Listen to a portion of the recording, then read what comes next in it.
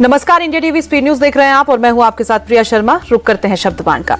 दिल्ली में सरकार वही है लेकिन मुख्यमंत्री का चेहरा बदल गया। आतिशी ने दिल्ली के 12वें मुख्यमंत्री पद की शपथ ली। मुख्यमंत्री के साथ 5 कैबिनेट मंत्रियों को भी शपथ दिलाई गई। शपथ के कुछ देर बाद ही नए मुख्यमंत्री ने प्रेस कॉन्फ्रेंस की और हैरानी की बात यह रही कि आतिशी ने अपने 4 महीने के कार्यकाल के लिए विकास के एजेंडे पर कोई बात नहीं की।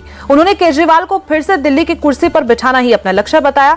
बतौर मुख्यमंत्री अपनी पहली प्रेस कॉन्फ्रेंस में आतिशी ने केंद्र की सरकार पर भी जोरदार हमले किए हैं। अगले 4 महीने के लिए मेरा यही काम रहेगा। अब हम सभी दिल्ली वालों को मिलकर एक ही काम करना है। अरविंद केजरीवाल जी को फिर से फरवरी में होने वाले चुनाव में दिल्ली का मुख्यमंत्री बनाना है। अगर दिल्ली के लोग अरविंद केजरीवाल जी को दिल्ली का मुख्यमंत्री नहीं बनाते तो जो फ्री बिजली आज दिल्ली वालों को मिल रही है, भारतीय जनता पार्टी अपना षड्यंत्र रच के उसको खत्म कर देगी। तो वहीं आतिशी के शपथ ग्रहण के बाद भारतीय जनता पार्टी भी एकदम से हमलावर हो गई है। पहले से ही आतिशी को पपेट सीएम बता रही बीजेपी ने शपथ के बाद भी हमले जारी रखे। दिल्ली विधानसभा में नेता प्रतिपक्ष विजेंद्र गुप्ता ने कहा कि दिल्ली की सरकार न जेल से चलेगी और न ही बेल से चल सकती है। दिल्ली की सरकार तो अब रिमोट कंट्रोल से ही चलेगी। आम आदमी पार्टी सिर्फ पोस्टरिंग करती है, लोगों के बीच में लोगों को गुमराह करती है, झूठ फैलाने की कोशिश करती है। सत्ता चलाने में, लोगों को सुशासन देने में आम आदमी पार्टी की कोई रुचि नहीं है। ये हमने 10 साल में देखा है। और केजरीवाल जी ने जब ये कहा मैं जेल से सरकार चलाऊंगा, तो हम तभी समझ गए थे कि अब दिल्ली में सरकार नाम की चीज नहीं है और जिसका परिणाम दिल्ली के लोगों को भुगतना पड़ा। तो ए बैठे, बी बैठे, सी बैठे, टीवी चलता है रिमोट से, तो और रिमोट से बंद होता है। तो ऐसे ही ये सरकार है, टीवी की तरह रिमोट से चलेगी।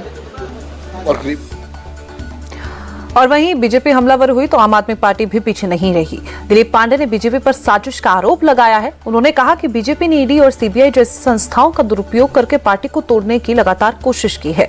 दिल्ली की जनता ने 3 बार बीजेपी को सिरे से खारिज कर दिया, तो अब बीजेपी दिल्ली वालों और केजरीवाल से बदला लेने के लिए षड्यंत्र कर रही है। पूरी दिल्ली और देश ने देखा कि कैसे भारतीय जनता पार्टी ने ईडी, सीबीआई जैसी संवैधानिक संस्थाओं का दुरुपयोग करके आम आदमी पार्टी को जब खरीद न सकी, तोड़ न सकी, तो बर्बाद करने की नीयत से, खत्म करने की नीयत से पार्टी के नेताओं को एक एक करके बेबुनियाद आरोप लगा के सबूतों की गैर मौजूदगी में जेल की सलाखों के पीछे भेजा गया। मकसद क्या था कि जब दिल्ली की जनता ने चुनावी प्रक्रिया के तहत भारतीय जनता पार्टी को सिरे से एक बार नहीं 3-3 बार भाजपा को खारिज कर दिया। आंध्र प्रदेश के तिरुपति मंदिर के प्रसाद को लेकर खूब बवाल हो रहा है। लड्डू में जानवरों की चर्बी वाले घी और फिश ऑयल के इस्तेमाल के खुलासे ने पूरे देश को झकझोर कर रख दिया। श्रद्धा और आस्था के साथ खिलवाड़ पर सियासत भी गरमाई हुई है। बीजेपी नेता और केंद्रीय मंत्री प्रहलाद जोशी ने कहा है कि ये बहुत गंभीर मसला है और इस पर गंभीर कार्रवाई भी होनी चाहिए। ये बहुत ही गंभीर मामला है, इसका पूरा जांच होना चाहिए। और आज एज ऑन डेट जो कुछ भी बाहर आया है, लैब रिपोर्ट वगैरह, ये तो एकदम खतरनाक है। तो पूरा करोड़ों लोगों का श्रद्धा का विषय है। तो इसलिए श्रीमान चंद्रबाबू नायडू जी ने लैब का जो रिपोर्ट उन्होंने पब्लिक किया है, उसके बारे में पूरे तरीके से जांच होना चाहिए। और अगर ये सत्य करके निकलते हैं तो कड़ी से कड़ी उसको पनिशमेंट होना चाहिए। आस्था से खिलवाड़ का मुद्दा है तो कोई भी दल इस पर रिस्क नहीं लेना चाहता। बीजेपी तो खुलकर इसके विरोध में है ही, कांग्रेस भी इस खुलासे पर विरोध कर रही है। खुद राहुल गांधी ने भी ट्वीट कर कहा है कि प्रसाद को अपवित्र करने की खबरें परेशान करने वाली है। बाकी की पार्टी भी इस लाइन पर है, लेकिन कांग्रेस नेता प्रमोद तिवारी जगन रेड्डी की पार्टी से ज्यादा बीजेपी को इसके लिए जिम्मेदार ठहरा रहे हैं। सनातन धर्म पे वोट मांगने वाली भाजपा ने वो महापाप किया है जिसके लिए भारत की जनता जो सनातन धर्म को मानते हैं वो कभी भाजपा को माफ नहीं करेंगे। केंद्र सरकार को हम कैसे छोड़ दें?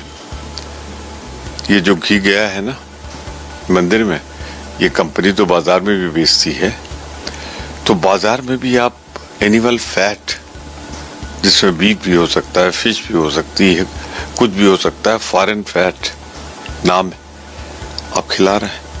भाजपा, तुमने जो पाप किया है इसकी कीमत तुम्हें चुकानी पड़ेगी। सिर्फ कांग्रेस ही नहीं, आरजेडी भी बीजेपी को ही कटघरे में खड़ा कर रही है। आरजेडी नेता और राज्यसभा सांसद मनोज झा ने पूछा है कि बीजेपी किसे दोष दे रही है। केंद्र और राज्य में इस तरह की चीजों की जांच करने के लिए मंत्रालय हैं, वो क्या कर रहे हैं? मनोज झा ने मामले की त्वरित जांच और कार्रवाई की भी मांग की है।